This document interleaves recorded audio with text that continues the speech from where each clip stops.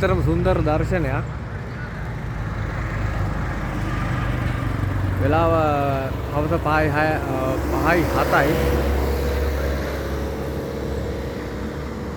2026 ජනවාරි 23 මේ අතනම තමයි ඒක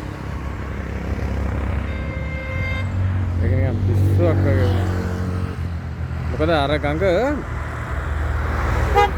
ඔය අඩි මං හිතන්නේ තල වශයෙන් මං මේව කරොත් එහෙම අඩි 10ක් 12ක් යටින් තමයි අර ගල මතුවෙන්නේ. කලින් ගඟ ගියේ එච්චර උසින්. මොකද ওই ගඟ මට හොඳට හුරු පුරුදුයි සාමාන්‍යයෙන් 1991 92 ඉඳලා විතර. අපි දෙන්න අර ඔය ගඟ දිගේ තමයි උඩට එන්නේ.